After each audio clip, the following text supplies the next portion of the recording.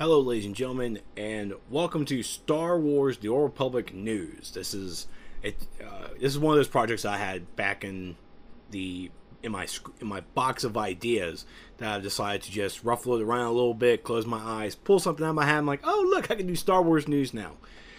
I meant to start doing this when Update 1.1 first came out, but sadly that was not the case, and I apologize for that. But I'm going to try and kick stuff off with the information that we're getting with Game Update 1.3. But before I do Game Update 1.3, I'm going to talk about other news that are circling around Star Wars: The Old Republic now, and hopefully this is going to become a week-by-week basis, because I think they're introducing a lot of stuff through their community blog that I can probably just snatch away in a little bit, because people don't want to read, they want to listen. They want to listen to jokes, ha ha ha, and opinions. Everyone loves opinions, don't they? Ask a certain cynical person I know, or I wish I knew. But let's go ahead and start things off with the announcement of people are now spreading it like the gospel that Star Wars: The Old Republic will be going free to play. This was actually announced. I actually have the article here. It's mentioned by PC Gamer with an interview by James Olin, who is a tremendous guy. He is the current game director. And in this interview that they talk about, they are going around with the Old Republic going free to play. Now, it's an idea. They are not specifically said that they're going to, but they have announced that they have it planned. They want to do it. Or actually, they have it planned, I should say. With any MMO, especially with DC Universe, when it first came out, it was a subscription based. After almost pretty much a year, or was getting close to it, they decided to go with the free-to-play model with microtransactions. The microtransactions have been tremendous, I think, with the development of DC Universe Online, and the player base has increased. The population has increased by, I wouldn't have actually imagined how many new players there are. And so with Star Wars: The Old Republic, it's still a subscription-based game. All right, this game is still young. It's still very, very, very young. I mean, it's maybe 6 months, 7 months. It's still very young, and the tremendous work that BioWare has put into this game, oh man, it's just incredible. It really is. It's visually stunning.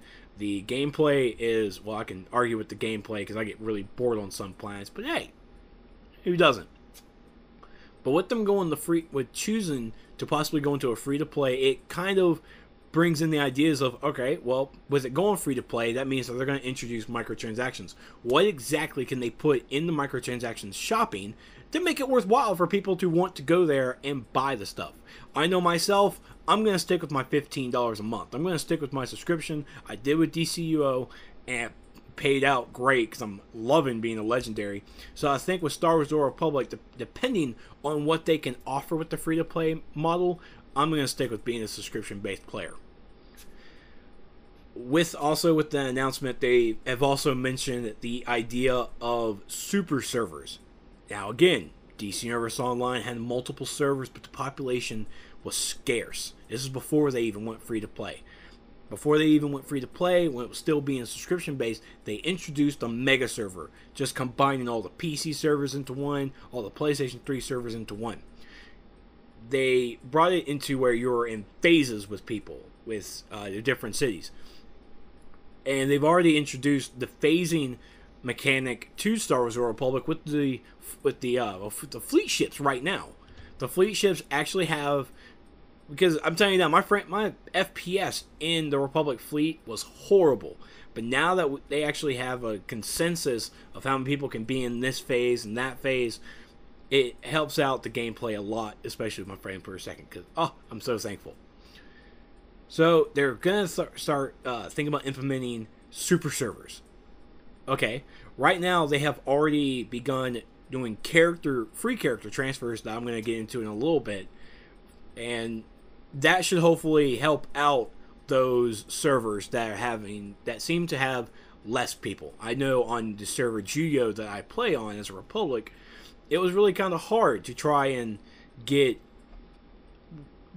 groups going. I mean, you would be in the Republic fleet for an hour, probably just doing some crafting or whatever, and just chit-chatting with the guild, and you would rarely ever see anyone going, hey, looking for hard alert, or hard mode operation, or hard mode flashpoint. It's whatever. Even in the planets, it's hard to find the heroics, because people have already done them, and they've most likely don't have alts. This game is one of those games that you really want to have an alt, because you just want to test out every little character, every little class. They're amazing. I have one of each, except for the dark side. I have a Sith Marauder, which I'm trying to figure out why my Jedi Knight, why did I go Guardian when I should have just been dual wielding lightsabers. It's awesome. Awesome. But you're looking at the servers. Will the super servers help the population? Well, they are implementing the free character transfers. All right, so we'll have to see how the free character transfers actually go on before we can actually see the idea of super servers. Next up that I want to talk about is, well, actually we can talk about the servers real fast. Let's talk about those servers. The servers have been getting updated for the past week. Maybe even 2 weeks, because my mind's actually really drifting. Yeah, since possibly like the 18th, which was around this week. Yeah, nice. Nice, Trex. Nice. So, and the link for the servers is down below. So you can take a look and see what the update is. If you have a Twitter, I recommend being on their Twitter, following their Twitter page. And if you're on their Facebook, be sure to like their Facebook, because they are updating the servers when they have it pretty regularly, especially posting anything from the community blog. You'll see it. There might be an RSS feed for it, but I'm not really sure. But I mean, you scroll through and you see all of these servers, and they're just amazing. I mean, I even transferred from Juyo over to Kindaris Ordo. And Kindaris Ordo must have had horrible population, because there is like 7 servers, 7 origin servers with the destination of Kindaris Ordo. Wow. I mean, you get with the Shadowlands as well, Calorian Run. Actually, I think Calorian Run was another server my friends are on. It's pretty cool. And even in the PvP, you got Prophecy of the 5. It's the majority. The majority. I think I'm seeing like maybe 10 origin servers going to Prophecy of the 5. Wow. And when you see things like this, it's like, alright, well, I came from Geo. I don't know how the server population for Geo was. I don't know if it was Republic heavy. I don't know if it was Empire heavy. All I know is that my guild from Geo, we all transferred to Kindaris Ordo. And when we did that, we raked up about maybe 10 extra people that I saw when I logged on. That we had like 10 extra people, new people, that I was like, hey, how's it going? Oh, look, I'm an officer. Sweet. Hey, yeah. Hey, nice to meet everybody. So now I'm having to wonder if our guild transferred, how many other guilds transferred, how many other players transferred from Juyo, and what's that going to leave Juyo with now? Because you have all of these origin destinations. You have all these origins, and you have to the destination. We are now helping the population for Kindaris Ordo. What's going to happen to the server? What's going to happen to the server of Koth City? What's going to happen to Juyo? What's going to happen to Cathal Rift? All of those went to Kindaris Ordo. Well, Kindaris Ordo, I've actually seen Kindaris Ordo now. Last night, it was full. At prime time, at peak hours, it was full. I didn't have a queue, but it said it was full. And Juyo was low.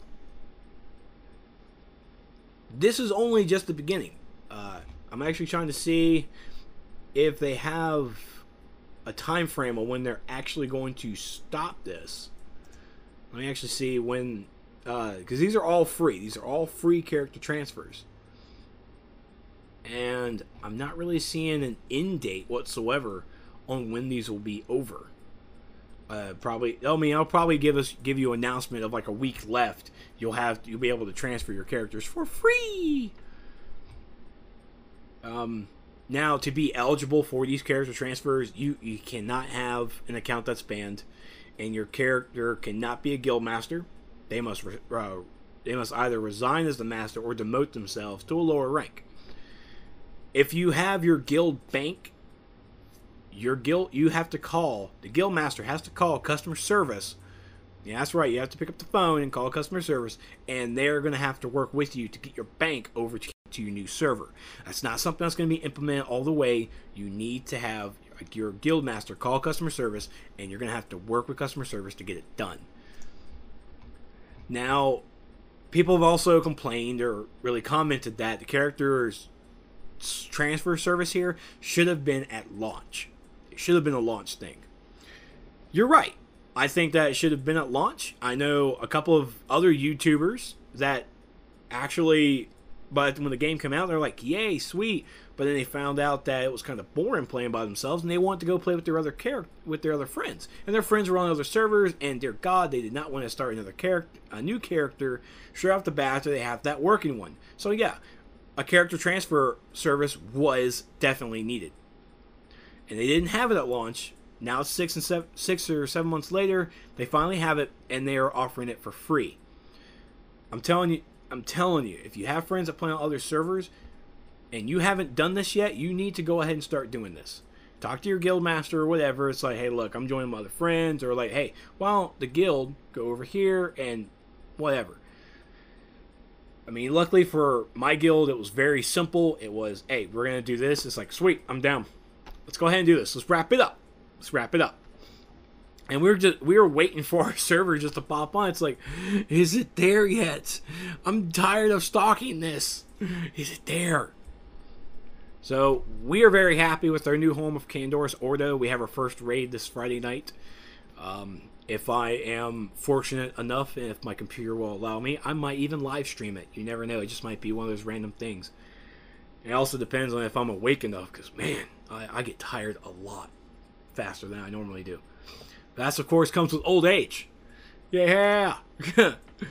All right, but again, you'll if you want to know what the servers that are up for transfer for Origin to Destination, check out the link below, and you'll be able to find that list, and hopefully that helps you out.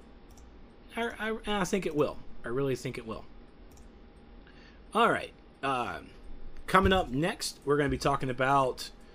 Let's go ahead and start talking into some Game Update 1.3. Now, what we're going to be talking about is the stuff that's coming in with 1.3. Game Update 1.2 was a pretty big patch. It of course, had your class changes and introducing a new raid. I think I actually introduced a new raid. Yeah, new raid and new flashpoint. Game Update 1.3 is called Allies. Well, what's Allies going to bring us? Well, I'm glad you asked what Allies is going to bring us. Allies is exactly what it sounds like. Pretty cool. Let me actually... We're going to talk about... Let's talk about... The first thing that everyone wants to talk about is the Group Finder. The Group Finder is another thing that should have been at launch. People were craving this at launch, and I'm sorry that it wasn't there. I really am, but I just don't know what to tell you. I really don't. But the Group Finder, I'm gonna have to go with blame. I'm gonna have to blame World of Warcraft for this. When they brought in the looking for group or looking for dungeon, the LFD tool, and then the looking for raid tool, I feel it made us all lazy. I'm a World of Warcraft player. I was there. I was there since vanilla. I was there for AQ. That was my very first time being on World of Warcraft. Being a level 40. I'm sorry, I was a level 30. Running around. Oh man, I can't actually forgot that name. Anyways, I traveled through Felwood. Not Felwood. God, I'm stupid. Ungora Crater. I ran through Ungora Crater. Got into Silithus. Got into that area and just kept dying over and over again. And I finally got to the Gates of AQ. They did a nice little world event, and I got crushed multiple times. It was fantastic. Had a blast. Now, let me tell you why they didn't want to implement the Group Finder. And it's understandable why they didn't want to introduce it. And I'll tell you this. They didn't want to introduce this because when the game came out, it was about the lore. Man, was it about the lore. God, the lore was incredible. Just going world to world, looking at all this, it was just fantastic. Fantastic. But now, it's 6 or 7 months later. People want to know, what else can we do? What else is there? People have now gotten their level 50. They've gotten their mains up. They've gotten another alt up. They've gotten a second alt up. And they might even have all the classes to level 50 and all in raid gear. And for those people, wow. Just wow. But let's talk about... So, you have all these level 50s. And now you're bringing your friends in thanks to the free... the 7-day weekends and all... 7-day passes and the weekend passes. You brought your friends in. It's really hard to go into the Republic fleet and just chat in there. LFG, looking for group, Red Reaper. And you don't get any tells. No one wants to do it. Or no one's in there. Most of the time, no one's in there. Everybody's on like a loom or something trying to do their dailies. Even for the people leveling up alts, trying to get the heroics done, because heroics give great gear. It's hard. And now BioWare has finally figured out, it's like, you know what, I think it's time to implement a group finder. The group finder is exactly what it does. It finds you groups. Alright, that's it for the show. Just joking. The group finder is the tool to find you groups for flashpoints, operations, and, if I remember correctly, and planetary heroics as well. You go into it, you will select either damage, healer, or tank. You can light up for any of them as long as you can do it. Pretty much everyone can be damage. But whatever your spec or however you want to run, you'll go in there as a damage or tank. The group finder, if I'm hoping, I haven't really gotten to test this yet because I got onto the test server, but I passed a time frame where I could transfer my characters over. So I had to start a new character, and I don't really want to level a new character on there. But hey, I'm trying my best. But you go into the program. It's going to be on your mini map. You'll see it right there on the top left-hand corner.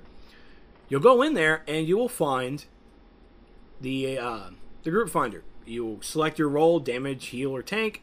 You will select either you want to do flashpoints, hard mode flashpoints, story mode operations, hard mode operations, and heroic destinations and all that. Or planetary destinations, I mean. So, and you'll join the queue. If the system is placed right, what will happen is you will be in a queue. You will be in a queue until...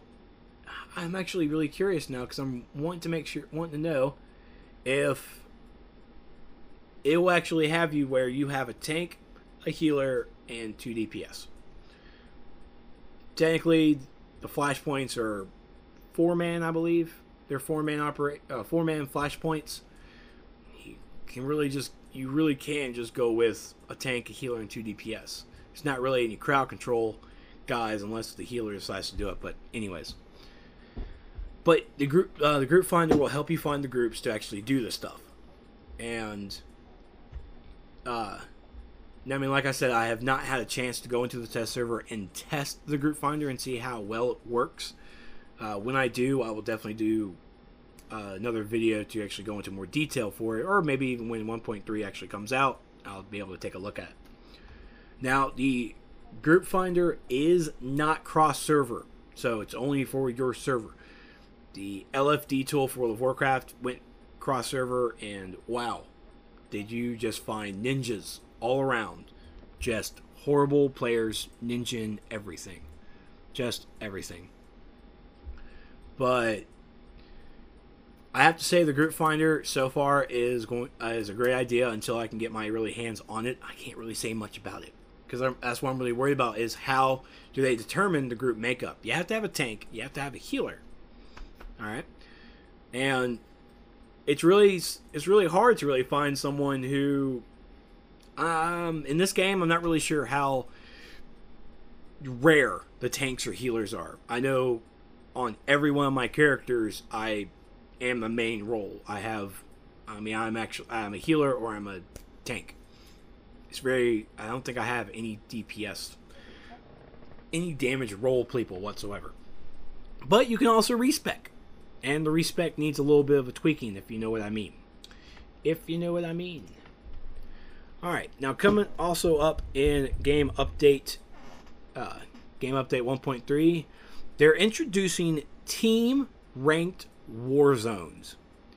I feel that this is their step on trying to see how well people are going to go with this, and possibly start seeing character or player-based tournaments. It's really hard to do player-based tournaments because we don't have the access of custom servers. You have to go with like your own server. It's like, all right, we're gonna have a tournament on our server. But this right here is going to be a preseason once 1.3 hits. The preseason is going to, they don't have a time frame on how long it's going to last, but this is so people can get their feet wet. And this is a pretty cool idea. This is going to be available for any player that is in a group of 8. It's level 50 players, of course. In this, you can dual queuing. God, it's a tongue twister. Meaning that you can queue in a normal war zone, and you can also queue in a ranked war zone. When either one of those pop, say you get into your normal war zone, you'll be waiting for your ranked, and you will not lose your position whatsoever. So when you get out of your zone, boom, your team ranked war zone should pop up saying that you're next, ready to go, and you go in. This is I'm actually, and all the links for all the stuff I'm talking about from the community blog are going to be listed or linked below, so you can definitely take a look at it. These are all player based. They are not really team based, so to speak. So you can join one team.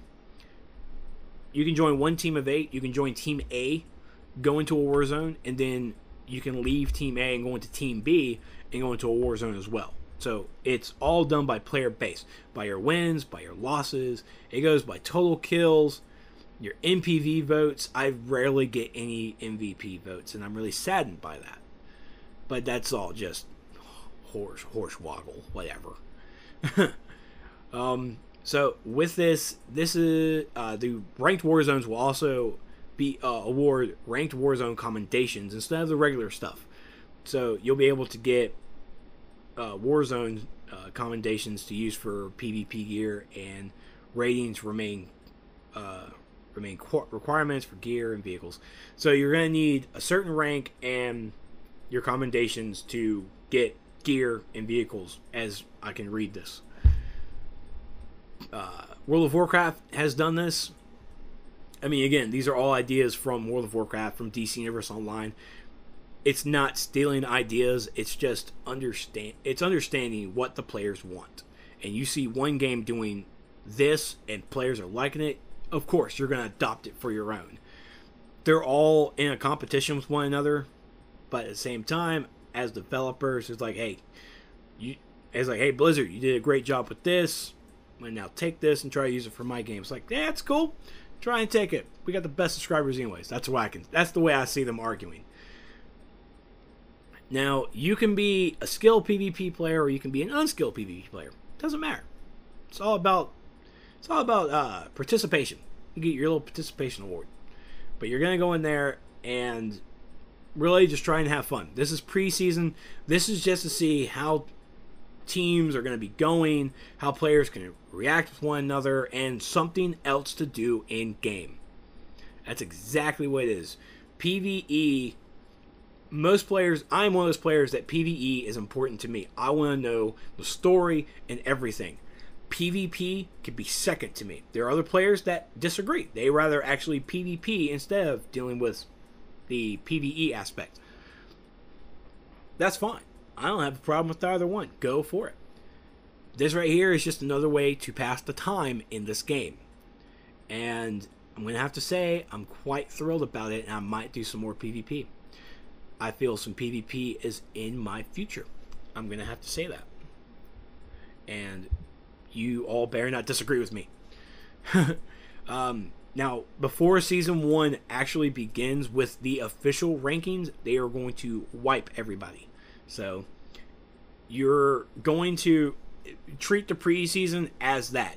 This is your warm-up. This is to get your classes together. This is to get your buddies, like, this is what our team is going to be. This is how we're going to dominate, and it's all good and good. Now, they do, later on down the road, intend to put solo queue ranked war zones in.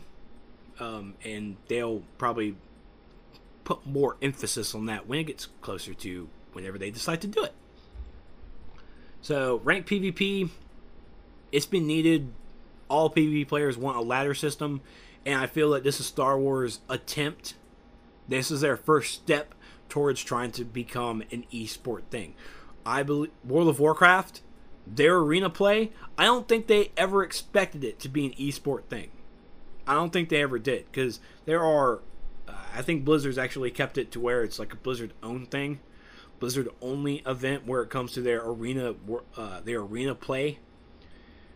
But the thing is with this is we're trying to do a ranked PvP system like this, especially with the arena stuff.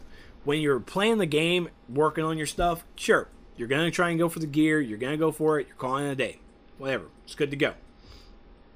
But then when you come into the esports aspect, you have to look at equalizing the gear, but then you also now worry about balancing the players. Balancing the classes, I should say.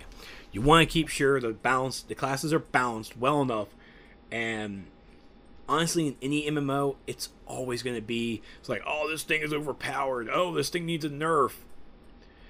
I honestly believe that the class balance is a myth. I really do. Because someone's going to complain, and then the devs are going to look at it, and it's like, you know what, we can probably decrease the damage here a little bit. We should probably decrease the damage a little bit. The class balance is a myth. Plain and simple. Alright, next up in our discussion, I know this video is pretty long, and I do apologize, but you guys like hearing me talk. I know you do. The next thing in the game update 1.3 that they're going to be introducing is new to the crew skills and items.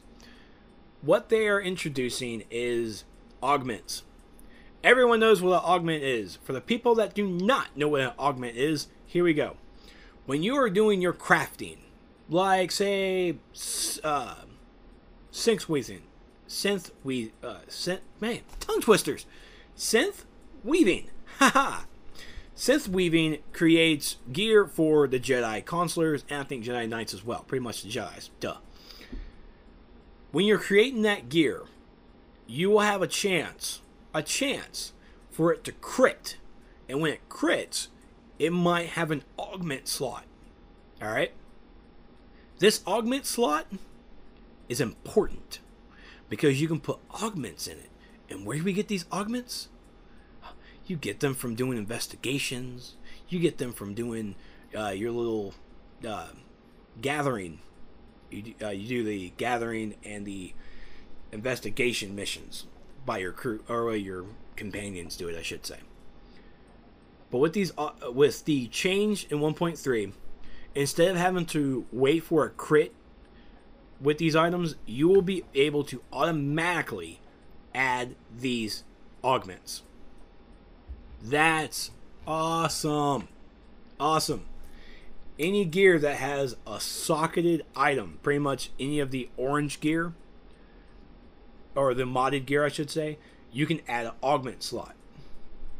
Now if you're worrying about the augments here, they introduced tiers for this stuff, right? So an augmentation slot MK1 is level 1 to 16. MK2 is 17 to 24, MK3 is 25 to 32, MK4 is 33 to 40, MK5 is 41 to 48, and MK6 is 49 plus. It's pretty cool. Now, if you're wondering where these tiers are coming from, when you see the new augments, like the example that they give in the community blog here is a critical augment 22. You see the stats, you see it requires level 49, requires augmentation slot MK6 or better. So your gear is going to have that. If your gear requires level 34, then you will have an augmentation slot of MK4 that you can only put augments there. I feel that this is a plus. This is a major plus. Instead of having to waste all of these mats, it works out pretty well. Wasting all the mats trying to just create 4 things, trying to get a critical, trying to get an augment, it's time consuming. And you know what? It's part of the game. It is. It's trial and error. It's crossing your fingers, rolling the dice, breaking a wishbone, hoping you get the big piece. It's all of that. Now, what happens, they've, in this thread that I'm not really going to go too much into detail with, they answer a lot of questions that people could possibly have. Like, what happens to my existing items? Well, if the augment slot is empty, it will get an augment slot MK number based on the level of the item. So, pretty cool. The augment tables are going to be implemented as well. And I'm wondering, because I mean, they've actually, I remember in beta, they had the modification tables. That's where you had to go in order to put your armoring and like your crystals into your weapons and your gear. You had to go to those modification tables. Well, now you can do them on the fly, which kind of put a use to the modification tables nowhere. No one wanted them. No one cared about them. No one uses them. I think they're now being changed to augment tables, so you now have to go to the tables to put the augments in. So, I think that's going to help out a little bit better, because you just don't want to have an item that's just barely nothing. Alright, so, along with this augment stuff, they're introducing adaptive gear. Adaptive gear is what they want to call, they want to put a special term on it. Let me put it in layman's terms, or put it in Trex terms. Social gear, huh? Social gear. The social gear that you get with, in each planet has its own social gear from the specialty goods. You are now able to wear your social gear, and it's going to have your combat stats. Now, when you pick up the social gear, they are already modded. They are moddable gear. You can put armors, you can put all this stuff in. Apparently, if I'm gathering this right, they're going to take that away and just make it where your social gear will have the stats of your best item that you have. So that means if you have a tier 1 chest piece, your social gear will have the stats from your tier 1 chest piece. This is awesome. I'm going to keep saying awesome in this video until people get it through their heads. It's awesome. It's a great idea. The one thing I loved about DC Universe Online is they have styles. You have your gear that you have on, but you can change the styles and how your character looks. Now you're able to mix match. You can just look like a Sam person. You can look all dark and Sith all you want. It's great. It's a great idea. This is going to make people want to get more of the social gear. And the way you get social gear is you have to get your social points up. The more you get your social points up, it's like, oh, look, use the group finder because you can party up with people and you can join socially. It's a social point. You have to talk to people. You have to interact with your fellow players. Go onto a planet and just start playing with another player. And just start gaining social points. That's what you do. It's a beautiful thing, man. It's so beautiful. But that is it that I'm going to talk about for this Star Wars news. It's already a 34-minute video. Jeez. Didn't mean for it to be this long, but there was a lot of stuff I wanted to cover on this news. But now that I've covered all this, next week should be a little shorter and hopefully a little bit more fun. Huh? A little bit more fun? Hey, we all like fun, right? Well, thank you all so much for watching Star Wars news. Be sure to follow me around the social networks you can find everywhere. And if you want to take a look at all the stuff from the community blogs, all the links are going to be in the description below. So be sure to check it out. And I know you're probably not seeing any gameplay stuff. I do apologize. It's not easy on the eyes for this type of stuff. But I will work on getting some gameplay footage for next time. So thank you all so much, and see you guys later.